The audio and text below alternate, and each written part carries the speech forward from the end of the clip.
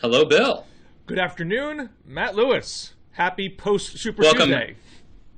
Yeah, welcome to the DMZ, everyone. I gotta say, Bill, great to be back in the groove here. This is our second consecutive week doing what we do best. Better, it's really better than anybody else. Let's be honest. I mean, you're talking to all these CNN muckety-mucks these days. I imagine, though, you're having a roundtable discussion. You're in your little box with 8 other people on CNN, and you're probably saying to yourself, you know, this is just not right. This is not the same. This is not the same kind Sometimes of there's only rapport that I'm used to. Sometimes there's only 4 people, Bill. But either way, it's fun. But it's good to be here because even the best TV show, the classiest TV shows, do not allow you to talk for 45 minutes. Yeah, the DMZ's big league. Tremendous. This is the classiest show, the best, and it's an honor to be here with you. And of course, post Super Tuesday, interesting stuff happening. And where do you want to begin? Well, I noticed you wrote. You know, we've always kidded about your affinity for Rubio on this show, but you actually wrote on your Daily Caller blog that you voted for Rubio. You're being transparent with your audience. Although you had said you are now. Are you anti-Trump or are you never Trump?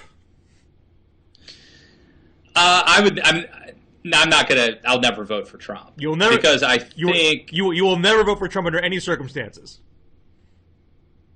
I can't imagine any circumstances where I would ever vote for Trump. Okay. No, I can't imagine.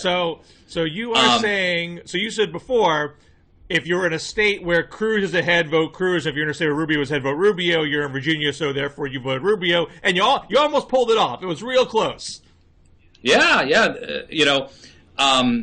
In fact, I had the theory. I think we talked about it last week, maybe, about the 1836 Whig strategy, where basically you let Rubio win. If you're Cruz and Kasich, you let Rubio win Florida. You let Kasich win Ohio. You let Cruz win Texas. Turns out Cruz didn't need any help winning Texas, which is probably why the cooperation would never have happened to begin with. But yeah, I mean, I'd have to look at the numbers, but I heard that Kasich might have been the difference for Rubio. That Kasich might have taken enough votes from Rubio. Certainly in Virginia. In Virginia, in Virginia, in the Commonwealth of Virginia, where I live, Rubio narrowly avoided. Trump narrowly avoided losing to Rubio there. So, is your sense now that what I have read is Trump?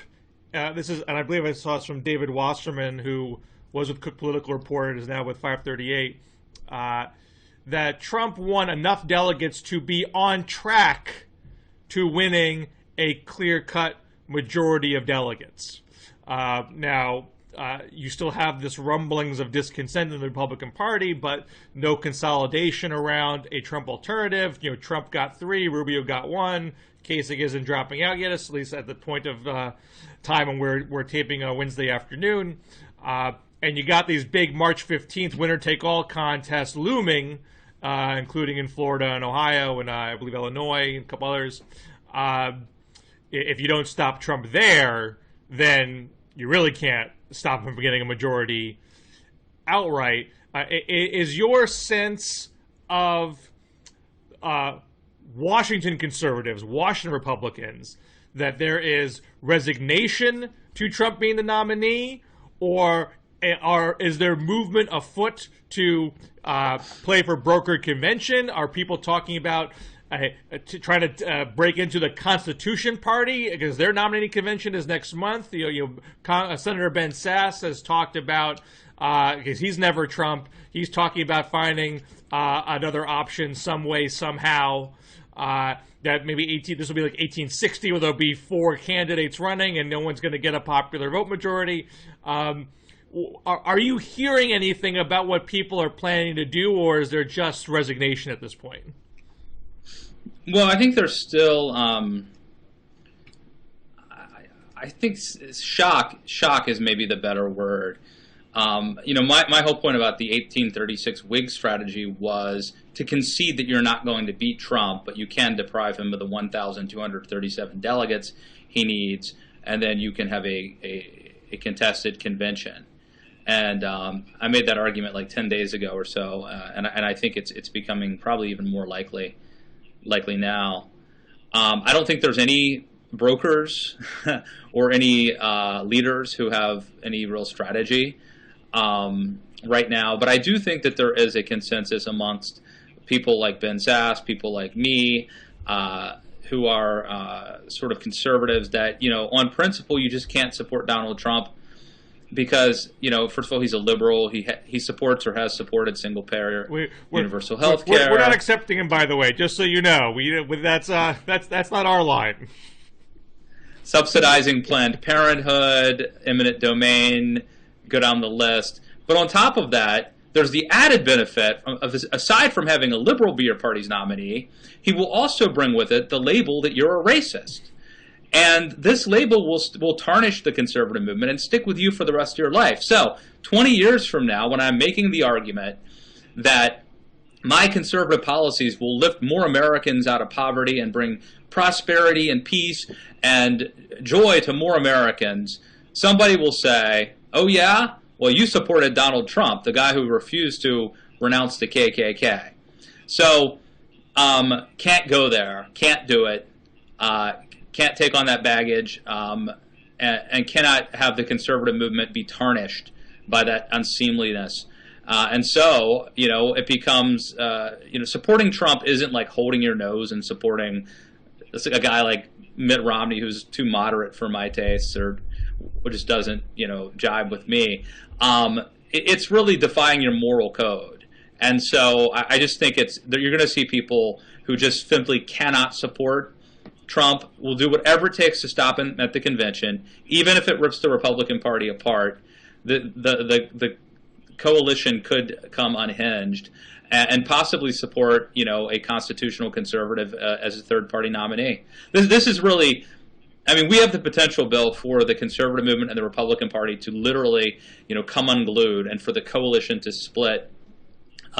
This could be a really, really big story. But if I'm hearing you correctly, as far as you know, there isn't a specific strategy that is leading people's thoughts right now. Because if you're going to pursue the Constitution Party nomination, that's in the middle of April. So you need to start working towards that now. You can't just walk into the room on the day of the convention and expect to get it, because they got their own people who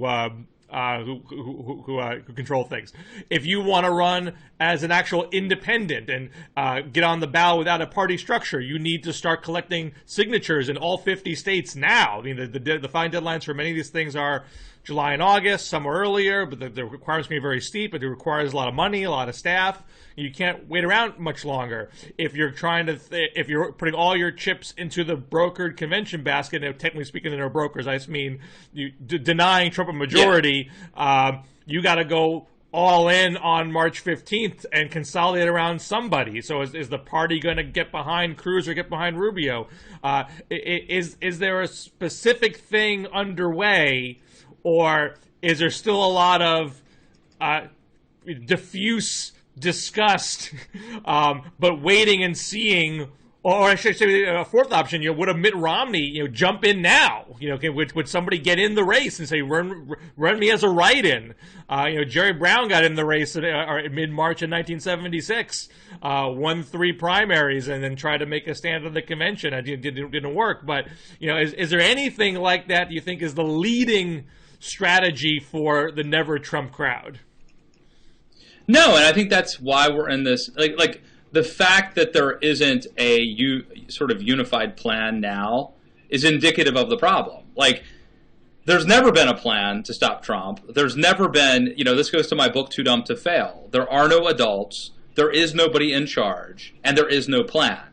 And the fact that there is no plan is why we're in the shape we're in now. And the fact that there is no plan for the shape we're in now is just a continuation of the chaos that we've been witnessing in the Republican Party and the conservative movement, in recent years. So I know about the same that you know, based on what I've read and theories. I mean, look, honestly, I feel like I've done more just to put forth potential theories and ideas than anybody who actually has any control. Like, I'm not trying to actually control any of this.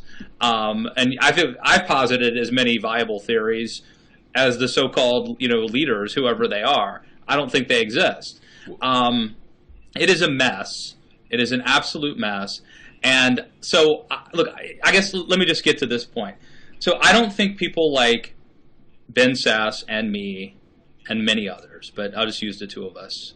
I don't think people like Ben Sass and yours truly have a plan to save the Republican Party or the conservative movement from Trump.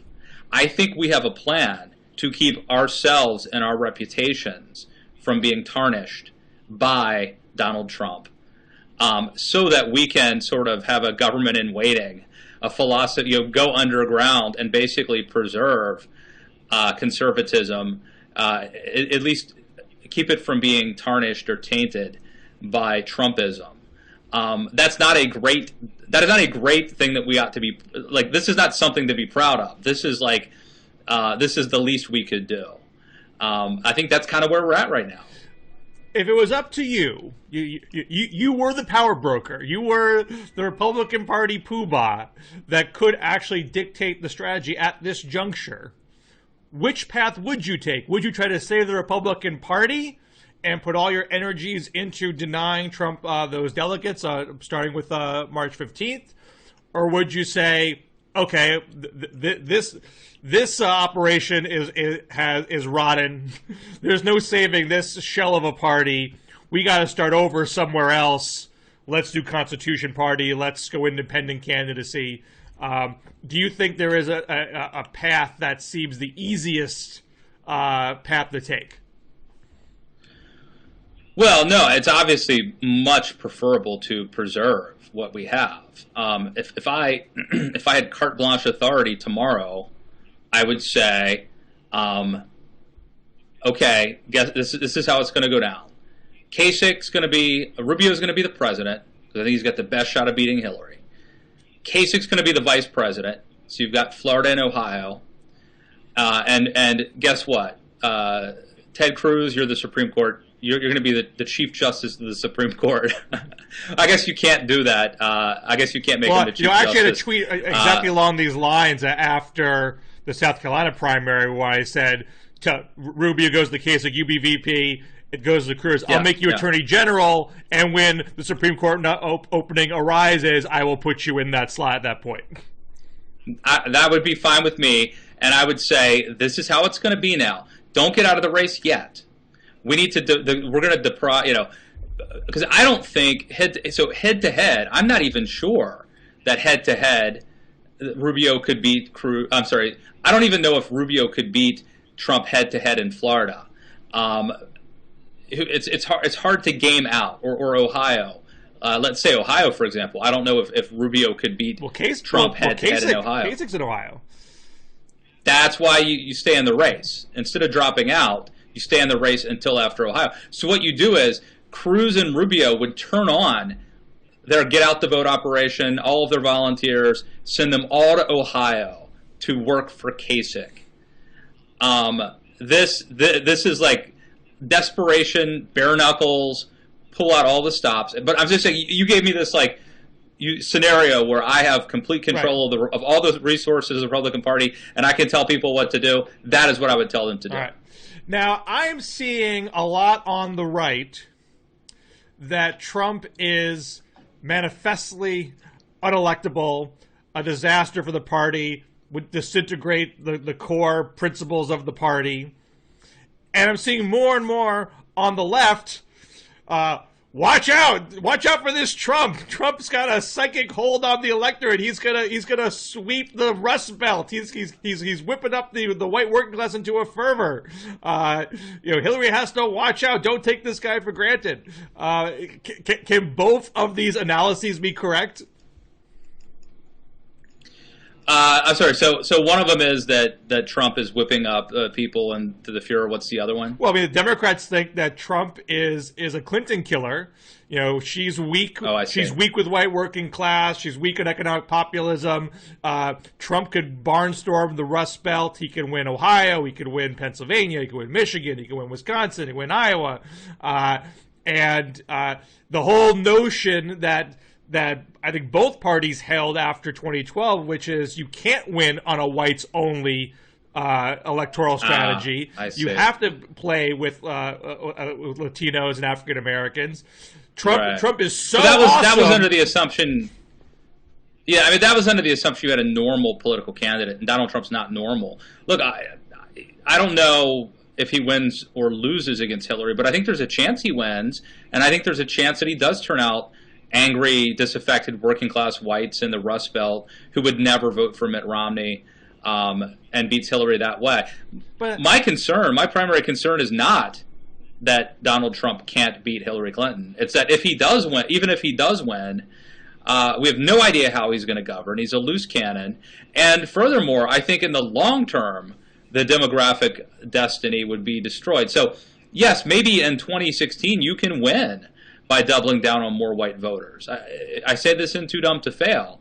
But in the long run, that is political suicide, because basically that would be really turning off all sorts of other voters, Hispanics, single women, millennials, urbanites, people who otherwise could, I think, find a conservative message appealing under the right circumstances. So I think there's some people who are against Trump because they just think he can't win this time. Like, my problems with Trump transcend whether or not he can win in 2016. I think it's possible he could, and I don't even care about that. Fair enough, but can you win a whites-only populist strategy when it would seem you're going to lose something off of your right flank? You have people like Eric Erickson saying, "I can't vote for Trump because he's not consistent on abortion." You have people like Max Boot saying you can't trust Trump to be commander-in-chief. I'm a conservative on foreign policy, but Hillary's better than Trump on foreign policy. And you got people like you and Ben Sass that just call Trump an outright liberal and say he's anathema to the principles of conservatism writ large. He's going to lose something on the right flank, right? So if you're losing something on you could argue, well, you guys are the conservative elite. You're not the grassroots, but I can't believe he holds the entirety of the Romney coalition and only adds two-time Obama swing voters to win the general election. He's going to lose something on the right, and he's got to make up a lot more in the left and the middle if that's going to happen. I think that it's possible that you could have Trump picking up new voters, the aforementioned working class whites who were frustrated and angry, and then losing mainstream conservatives and establishment Republicans. And I don't think most of us would. I couldn't, in good conscience, vote for Hillary Clinton either. I can't. I'm not going to vote for someone who's not pro-life. And so I don't think you're gonna. There may be some foreign policy folks who that's their, neocons or whatever who go and vote for Hillary. But I think that would be, you could probably count them on one finger, and most of them are probably within a couple blocks of where I'm sitting right now. I don't think you're going to have a huge number of conservatives who actually vote for Hillary. They may just stay home or vote third party. Well, but staying home voting third party is still seepage on the right flank that makes it hard for Trump to run a whites-only strategy. It certainly would take. Well, I think the whole thing with Trump is you have to know. I mean, you're banking on the fact that he's a unique kind of candidate, that he's a game-changing candidate, and he's changing that. He's going to change the coalition. Like, this is a guy who is, he's a populist nationalist. He's not a conservative Republican. So you very well could have this even if the Republican Party doesn't come apart, you definitely could have a coalition shifting where the Democratic Party loses what's left of their white men, and the Republican Party becomes almost exclusively a party of whites. And so I think that it's going to dramatically change things, even if we preserve our two major parties system. So I know you're mostly focused on the tenuous nature of the Republican Party right now. But what do you have anything to say about what's happening on the Democratic side, or do you have questions for me about what you think is going on there? Yeah. So I think we agree that Bernie. When he lost Nevada, it was probably over for him in terms of realistically having a chance to beat Hillary. So what's his game now? What is he after? What does he get out of staying in the race? Well, I've written a couple articles about this for Politico, and I'm getting some guff from Bernie supporters that I'm writing him off too soon, but the delegate math clearly is not there at this point. Unlike the Republican side, which has winner-take-all contests in some places after March 15th, they're all proportional on the Democratic side, which on one hand makes it hard to build a wide delegate lead without a lot of blowout contests, but also makes it really hard to come back from a delegate deficit because you can't pick up very much even when you're winning states. I mean, and Hillary on Super Tuesday had blowout wins. She blew Bernie out in the South and put some delegate distance between the two of them, not even counting superdelegates. The whole superdelegate issue is a total non-issue that the Bernie folks are being very overly obsessed about because they're worried, well, what if Bernie has the most delegates and the supers come in and rob him? Well, yeah. He doesn't have the most delegates. You think we could borrow, since Hillary's not going to need them, you think we could borrow those super delegates? Hey, you guys wrote your own rules. I don't know what you guys are thinking. But it'd be crazy to do that. It'd be crazy to have a guy who clearly had the most delegates. I mean, in a two-person race, having an outright majority of the most delegates, and then supers come in and steals it. I mean, then the party blows apart. On the Republican side, you might have a plurality of delegates with Trump, and then supers could say, okay, well, you're too crazy, we'll go with somebody else. That's a little bit more palatable. But in a two-person race, that's a total non-starter. But it's moot because he doesn't have the most delegates, and he won't have the most delegates. So, I mean, Bernie is just not competing in states with diverse populations right now. I mean, he gave it a shot. I don't think he was trying to be dismissive of the African American and Latino votes, but he gave it a shot and he came up short. And so the question you had is what is the game for him? It's the immediate game is to maximize the number of delegates that he can win, so he can go to the convention and try to exert as much influence on the party as possible. He's basically made a decision. He's been independent his whole life. He's now trying to change the nature of the Democratic Party to be more of a small d, small s Democratic Socialist Party, to be completely in opposition to corporate campaign cash, to rid themselves of corporate influence, and be a more pure economic populist party. So, let me ask you this. It seems to me that Hillary is vulnerable. Hillary was vulnerable. I think that she could, if she beats Trump, it'll be because he drives turnout against him. That he drives Democratic turnout. I think that Hillary, though, is not a great politician, and if Elizabeth Warren had run, or Joe Biden, although I think Elizabeth Warren would have been tougher, could Elizabeth Warren have pulled this off, or did Trump, or did Bernie do about as well as you could expect? Well, I mean, Warren takes the gender issue off the table, so in that respect, you might think she would do better than Bernie, and maybe she would have. But has gender been an issue? Has gender even been an issue in this race? I mean, there is a gender gap working in Hillary's favor. It stops at around age 35, but clearly with women above that are very strongly for Hillary, and maybe older women would not have that same allegiance if Warren was in the race. But there are two elements where Warren would have the same problem.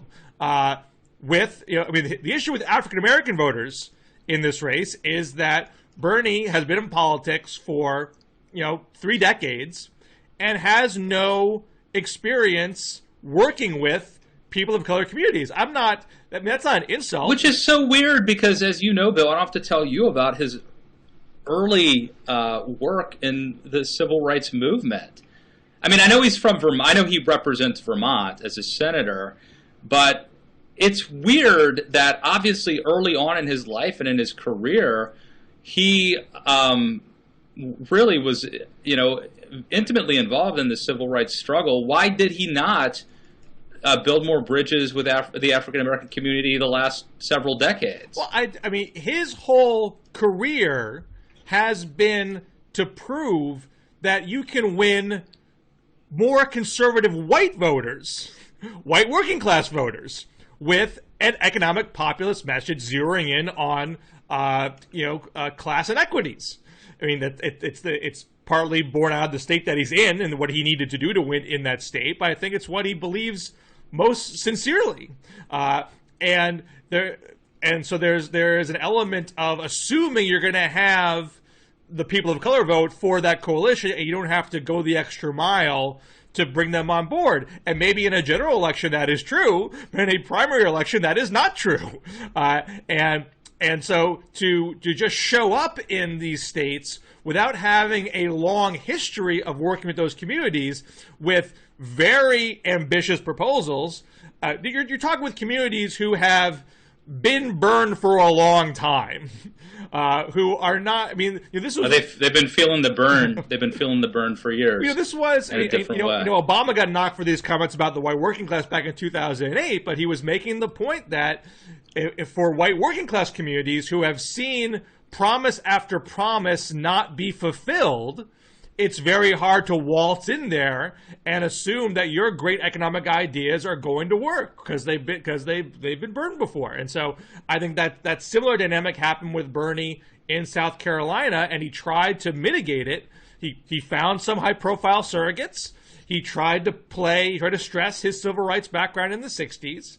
It's a lot of catch up work to do in a very short period of time, whereas the Clintons, worked in these communities when they were in Arkansas. Hillary had civil rights work in South Carolina from her younger days that she could draw upon, and they have the work they did while they were in the White House together.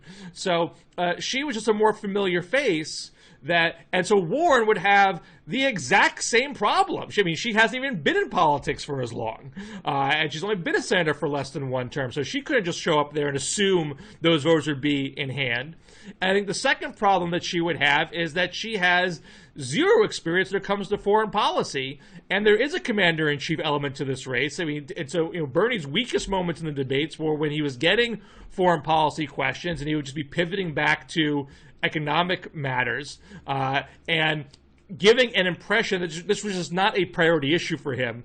When you're running for president, I mean, it's not every voter. There are single-issue voters out there or people who are more focused on domestic than foreign policy. But some people are going to say, look, I know I'm voting for the whole package here. I need someone who can handle the gamut of stuff that a president gets thrown at. What would Warren say about complicated issues like Syria or North Korea? She hasn't had the practice in dealing with that yet, and she would not get to just talk about economics the entire time.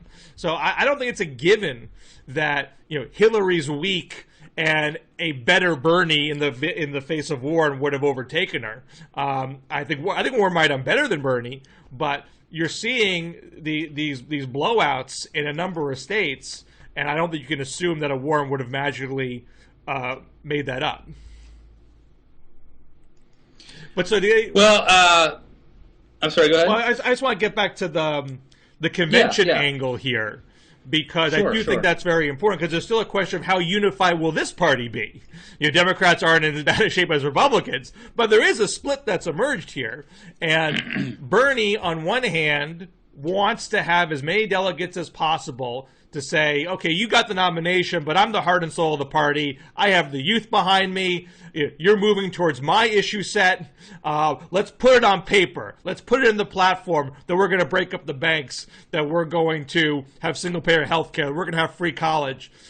Maybe there would be some Hillary delegates who would be partial to that, even though, and so Hillary wouldn't necessarily be able to control the outcome on the floor. You might have a floor fight over these issues that would distract from having the usual stage-managed convention, and put Hillary in the awkward position of saying, do you disagree with your party's platform on these things? Are you really leading this party, or is Bernie leading this party? Which is why I think it was pretty relevant that Hillary won in Massachusetts yesterday. She wants to limit his delegate haul. And so to pick off a neighboring Vermont state, effectively split the delegates with him.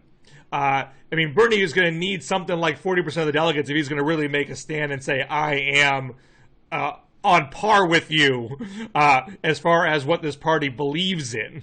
If he's coming with more like 25% of the delegates, which is what Jesse Jackson had in 1988, you can make a stand. It's not going to be as strong a stand. So there's that element to it. And then there's the vice presidential quotient, which is Bernie's supporters are going to say, well, you should have Bernie be the VP, or you should have Warren be the VP. We're part of this party. We don't trust you, Hillary. You need something to show to us that we're part of this party. And both of those options are not people that Hillary's going to be that excited to get behind. I think there's a sleeper choice in there in Sherrod Brown of Ohio, who is just as populist as Bernie and Warren are, but he's in a swing state, and he endorsed Hillary early. And you're also going to have people on the Latino side of the equation who are going to say, we need to show you're a diverse party. But if Trump's the nominee and those Latino voters are already in hand, that worry about the Rust Belt might prompt her to say, hey, look, I believe me, people of color, you saved me in Nevada, you saved me in South Carolina, I'm going to be there for you, but we got to stop Trump, and that comes first. Well, got a few more minutes here, Bill. I do want to talk about the press. And, Donald Trump has had kind words for Vladimir Putin, who doesn't treat the press terribly well. Has said Trump has promised he wouldn't murder reporters. He said things like, some of them are good, but 80% of them are horrible, something like that.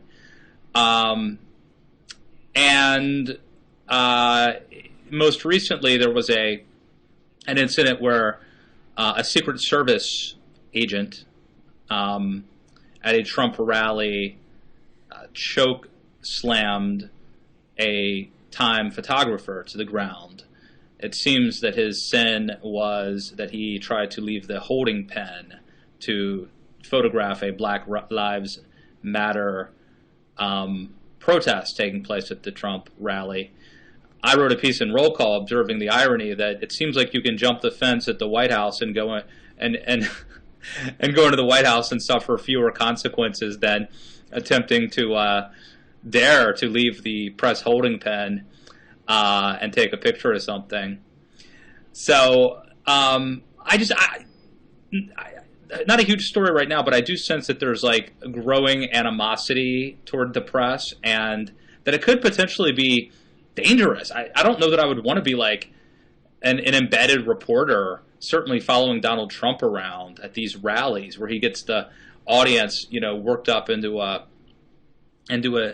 tizzy, and says bad things about the press. I don't know where this is heading, but obviously I'm a defender of the media in the sense that we need the media to keep politicians accountable, and it bothers me a little bit, even though look, I've been I think the press is obviously liberally biased, and in many ways you could blame them for Trump's rise, all the free exposure and 24/7 cable news and all that. Anyway, I wanted to get your take on it, Bill. I mean, I don't know. I have no point of disagreement with you. I don't want to see the press beat up or otherwise restricted. I mean, the fact that Trump's talking about making more loose libel laws so we can sue more newspapers is deeply disturbing. But I mean, do you sense that Do you sense that the rhetoric aimed at the press? I mean, we've had for years the annoy the press, vote for George Bush, or before that the nattering nabobs of negativism. I mean, criticizing the press has long been part of the rhetoric, but it seems, I don't know, maybe I'm more sensitive to it now, or maybe it's getting ratcheted up and more more potentially dangerous. Well, yeah, so much of what's going on right now is a part of a breakdown of media institutions where people don't get their knee-jerk opinions put in check by thoughtful reporting, because they pick and choose what they want to see and listen to. And they have such deep distrust that, I mean, I don't think this is a majority view of the country, but I'm sure obviously with some, if a reporter gets knocked down or constricted, I mean, we have this issue with the safe spaces with the protests, where folks on the left were not typically terribly interested in letting media roam freely and report on what's going on. So there's a general distrust that's not solely on That's the a good right. point. Remember that woman at the college who was like, "Give me some muscle over here." She just got fired. To try to shut down the press. She just got fired by University of Missouri just a week or so ago. So I mean, what did she have to do? What did she have to do to deserve getting fired? When, as a journalism professor, she tried to shut down journalism. What? I wonder what she did to actually warrant getting fired. What was that? I mean, there was that incident, and then she finally.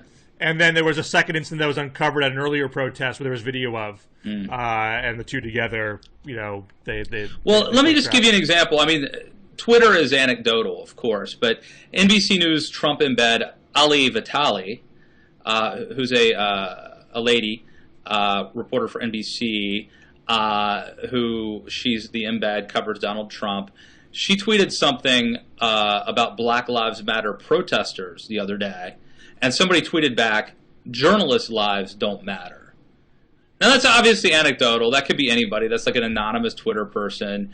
But follow her on Twitter, or just you get a sense for what she deals with all the time. At these rallies, it's not a pretty sight. Well, and you're seeing some stuff on the left with the I mean, also anecdotal, not blaming the Bernie campaign for this or anything, but there are people, I think, on the Bernie side of the equation who are blaming the media. The media's in the tank for Hillary. They're not. They're writing Bernie off too soon.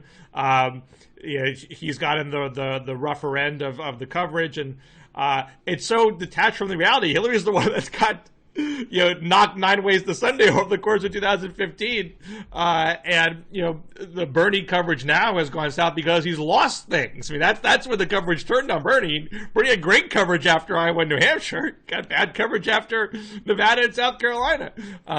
But people are just so prone to distrust that there isn't and because you can pick and choose, there's lots of Bernie takes that are not from professional journalists that give a completely cherry-picked view of the situation to say, Bernie's more electable, or Bernie Bernie can still win because of this, and this, and and you cling to that, and you don't look at the other stuff that goes against your preconceptions.